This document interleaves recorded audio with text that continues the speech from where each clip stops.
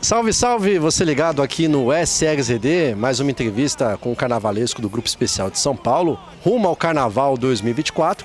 E hoje venho aqui bater um papo com Paulo Menezes, carnavalesco da Sociedade Rosas de Ouro, que neste ano vai homenagear o Parque do Ibirapuera. Vai falar Ibira 70, o enredo da Rosas de Ouro no Carnaval 2024. Paulo Menezes, prazer mais uma vez estar falando com você. Gosto muito de bater papo com o Paulo Menezes. Primeiramente, falando sobre enredo para o público já de casa, entender como vai ser dividido esse enredo sobre o Ibirapuera, que em 2024, já neste ano, completa 70 anos. Como vai ser distribuído o tema na Avenida? Tudo bem? Tudo ótimo. Bom, a gente vai falar sobre os 70 anos do Parque Ibirapuera. Na realidade, a escola está muito feliz porque ela está voltando a falar de São Paulo. Rosa de Ouro é muito feliz quando fala de São Paulo e Ibirapuera é o coração e o pulmão de São Paulo. Então a gente vai estar mostrando a história desse parque desde que ele foi, não desde que ele foi fundado, mas desde que ele foi pensado. Então a gente começa a mostrar desde que o parque começou a ser pensado até os dias atuais. Então a gente passa pela formação do parque, a gente passa pela inauguração, a gente mostra tudo aquilo que o parque tem em termos de flora, de fauna, de ecologia e de preservação ambiental. A gente mostra a cultura dentro do parque, a arquitetura dentro do parque. Mostramos também tudo aquilo que já passou pelo parque, hoje já não existe mais. Então a gente faz uma passagem por tudo isso e no final a gente comemora os 70 anos do parque e também mostra que o Ibirapuera já foi o cartão postal das escolas de samba, porque as escolas já desfilaram lá. Então a gente é um mix de elementos que na avenida se transformam no Parque Ibirapuera com a cara do Rosas de Ouro. Nesse ano tem uso de tripés? Você que gosta de tripés, tem tripés no abre-alas ou distribuído entre alas? Você pode falar se tem uso de tripé? Você é um cara que gosta, mas é uma pergunta que eu tenho feito muito para os carnavalescos em geral, porque com a diminuição de alegorias, que já vem da questão da pandemia, acredito que nesse carnaval a gente tenha muito uso desse artifício, né? Você é chovendo molhado fazer essa pergunta? Não, porque eu tenho poucos esse ano. Não tenho muitos. Na realidade, eu estou fazendo o caminho contrário. Então, enquanto todo mundo está colocando muita coisa, eu estou economizando no tripé. Mas tem tripé e tem pé de passagem. Pé de passagem não pode faltar. Quantas alas esse ano é distribuído o enredo? São 23 alas. 23 alas, um bom número. É um enredo que teve o apoio, né, da empresa que gerencia o Parque do Ibirapuera, né? Teve alguma solicitação específica que você teve que colocar no enredo, assim, por causa da empresa? Ou deixou bem livre? Como foi essa conversa? Não, na realidade, eu nem conversei com eles. Eu nem conheço eles. É uma coisa, é o Ibirapuera. O que você falar tá tranquilo, entendeu? Então, na realidade, não teve interferência nenhuma de apoiador, de patrocinador, zero interferência. Foi tudo do jeito que o Rosas de Ouro queria fazer. Interessante. Agora, a gente estava até falando agora há pouco aqui sobre projeto, né? Eu vim com essa pergunta até pensando para trazer para o público de casa. Já é seu terceiro carnaval... Terceiro carnaval, né? Terceiro carnaval em São Paulo. E teve, nos 3 carnavais, por exemplo, tem algo específico, a questão de fantasia, você não conseguiu ainda, né? Os sonhados 40 pontos de fantasia, né? Claro que isso não depende só do carnavalesco, né? Onde eu quero chegar na pergunta. Está sendo ponto de atenção esse ano para não acontecer isso de novo, perder ponto de fantasia, né? Às vezes um apontamento de queda, alguma coisa que quebrou, uma falta de adereço, é uma coisa que você talvez esteja perseguindo nesse carnaval? Na realidade, a gente está perseguindo tudo aquilo que a gente não foi tranquilo em relação a notas no ano passado. Então, a gente, mesmo em algumas notas, a gente achando que não foi legal, que não foi bacana, que a gente não merecia, a gente fez o trabalho de casa. A gente reviu tudo e agora a gente está com atenção dobrada para todos esses pontos. Mas aqui em São Paulo é um pouco diferente do que eu estava acostumado no Rio de Janeiro. A nota de fantasia no Carnaval de São Paulo, o julgamento não é um quesito do carnavalesco, é um quesito da escola, porque o jurado não julga o conceito da fantasia, a contextualização dela dentro do enredo. Ele recebe uma foto da fantasia e ele julga se o sapato está saindo do pé, se o tamanho do pompom é igual ao da foto. Então, na realidade, se o galão é o mesmo que está na foto. Então, na realidade, é muito mais uma conferência do que a escola produziu em termos de ateliê do que uma criação do carnavalesco. Se a criação é uma criação bacana, se não é, se as fantasias estão dentro do enredo ou não. Então, isso é bem diferente do Rio, porque no Rio é julgado o trabalho, a criação. E aqui não, aqui é julgado a reprodução.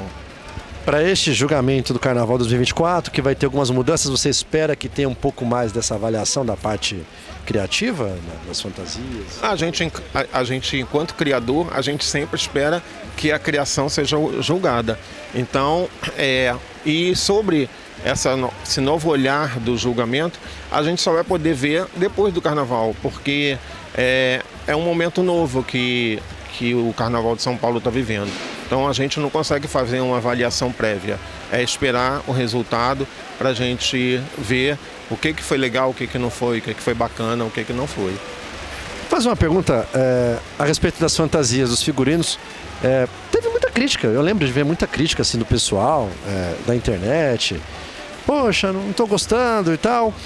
É aquele famoso, esperem chegar ao conjunto das fantasias. Como é que você avaliou as críticas que você, supostamente, se é que você viu, né? Algumas críticas do pessoal na internet falando sobre as fantasias da Rosa de Ouro. Não me preocupo com isso.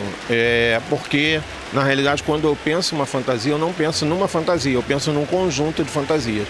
Então, o importante é o que aquele conjunto vai estar mostrando na avenida e vai estar representando.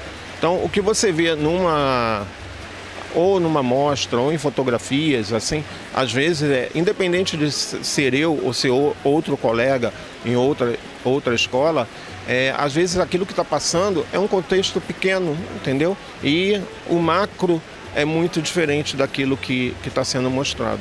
E às vezes a gente também, quando faz uma mostra, a gente não mostra tudo, a gente guarda bastante coisa. E a desfile de manhã, né? É diferente a uma apresentação de fantasias também dentro de uma quadra, para uma fantasia que vai passar já com o dia claro no sambódromo, né? O efeito pode ser totalmente... Sim, porque quando você trabalha para de manhã, o colorido é diferente, porque você não tem a luz artificial a seu favor. Então, tudo aquilo que você está mostrando, você não tem subterfúgio, é aquilo ali. Então, você tem que trabalhar as cores de uma maneira que elas sejam agradáveis durante o dia. Não pode pensar na noite, não pode pensar na iluminação.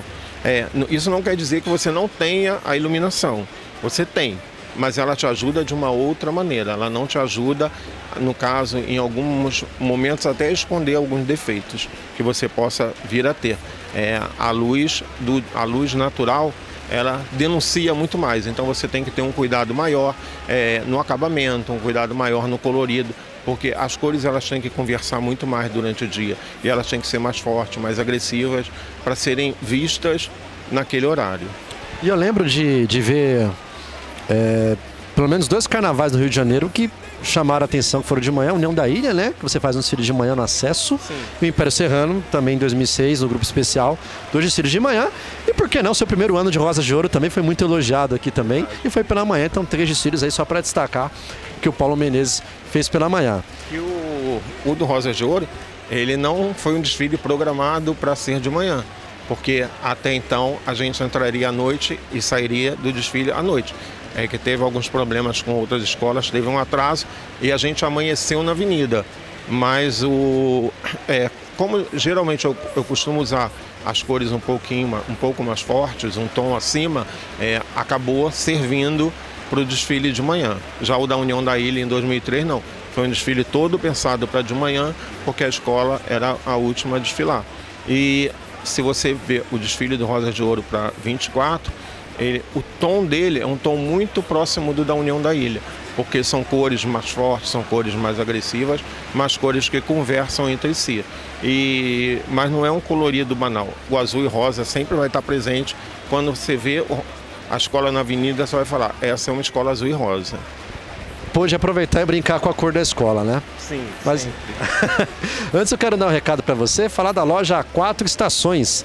Desde 1990, a Quatro Estações é a loja mais completa para quem precisa de acessórios para artesanato, moda, confecção, decoração, costura e calçados. É a loja do carnaval com mais de 40 mil itens de produtos nacionais e importados em vários materiais, cores e tamanhos. E o mais importante, o preço mais baixo e os melhores prazos para pagamento. A loja fica na rua 25 de março, 288, no centro de São Paulo, próximo à estação São Bento da linha azul do metrô e com estacionamento ao lado. Visite a Quatro Estações na internet através do site quatroestacões.net e compre e receba em casa. No Instagram, você confere muitas promoções. Siga instagram.com/quatroestacões.sp. Repetindo, instagram.com/quatroestacões.sp. Agora aqui voltando com um bate-papo com Paulo Menezes, carnavalesco da Sociedade Rosa de Ouro. Paulo, já frequentava muito o Ibirapuera? Vai passar a frequentar? Como é que está a sua relação com o Parque do Ibirapuera atualmente? Não, na realidade, enquanto eu era carioca, eu já tinha uma relação com o parque. Porque todas as vezes que eu vinha para São Paulo, como turista, o parque era um atrativo para mim. Eu sempre ia no parque, muito mais também por causa do Museu Afro Brasil, porque na realidade o museu é quase que o quintal da minha casa. Eu frequento muito aquele museu. Talvez de todos os museus que eu já tenha ido, aquele é o museu que eu mais gosto. Então, eu sempre frequentei muito o parque, mas não era o olhar que eu tenho agora, porque quando a gente começou a desenvolver o enredo, eu não queria que fosse esse barulho da chuva, gente. Eu não queria que fosse o olhar de um carioca falando sobre o Parque Ibirapuera. Se o parque é o coração, o pulmão da cidade, eu queria que fosse um olhar paulistano sobre o parque. Então a gente começou a conversar com várias pessoas, a gente começou a fazer uma pesquisa de campo. Então não é o meu olhar, é o olhar da cidade de São Paulo para o parque. Então eu acho que isso foi o mais bacana no desenvolvimento do enredo, que eu consegui isentar o meu olhar carioca, o olhar de uma pessoa que não é da cidade, conseguir colocar o olhar da cidade sobre o parque. Bem interessante. Inclusive, Museu Afro-Brasileiro, né, que é o nome, né? O Afro-Brasil. Afro-Brasil, Museu Afro-Brasil. Fica a dica, um museu bem bacana que tem no Ibirapuera. Tem planetário, enfim, tem outros locais que são muito falados, mas pouco se fala desse museu, que é próximo ao planetário. Eu falei do planetário agora, é bem próximo ali, a entrada que tem próxima ao obelisco do Ibirapuera. Você pega aquela entrada, é bem próximo. Fica a dica para conhecer o Parque do Ibirapuera. E o que eu acho o grande barato do parque é que ele não é somente um parque. Ele está lá para o lazer, mas ele está lá para a cultura também. Então, um passeio que você dá no parque, você vai por várias vertentes. Se você quiser só o bem-estar do seu corpo, você tem. O bem-estar da alma, você tem. E o bem-estar da mente, da cultura, está lá também. Então, é um parque que ele mistura tudo. Está tudo misturado ali, para todos os gostos, para todas as pessoas. Por isso que a gente diz que é um lugar para todas as tribos, porque todas as tribos se sentem bem ali dentro. Concordo. Paulo Menezes, eu já estive várias vezes no Ibirapuera para diferentes assuntos. Eu nunca vi shows no Ibirapuera, mas parentes meus já viram muitos shows na época, que eram shows gratuitos ainda. Sim. No Parque do Ibirapuera. E é muito bacana. Paulo, para quem vai estar na avenida, vai acompanhar o desfile pela TV, ou vai acompanhar no Sambódromo do AMB, o que você pode destacar desse desfile? Fique de olho em tal lugar, o que te chama a atenção? Que você costuma surpreender a gente no AMB, o que você pode destacar? Claro, a grande surpresa você não vai revelar, mas fique de olho aonde? Não posso revelar, mas eu posso dizer onde ela está. Ajuda. Na realidade, preste atenção no colorido da escola, que é um colorido diferente, é um colorido diferente daquilo que o Rosa de Ouro está acostumado a trazer normalmente. Ela está uma escola bastante colorida, mas também está bastante azul e bastante rosa, mas ela tem um colorido que vai fazendo conjunto com essas cores. E preste atenção na alegoria número 2, porque é uma alegoria completamente diferente daquilo que São Paulo está acostumado a fazer, São Paulo está acostumado a ver. É uma alegoria de muito mais de interação com o público, com a arquibancada, e eu acho que as pessoas vão gostar bastante. É só prestar atenção. Maravilha. Paulo, muito obrigado por ter recebido aqui a equipe da Série ZD e bom carnaval para você. Obrigado, torçam pelo Rosas e um bom carnaval para todo mundo.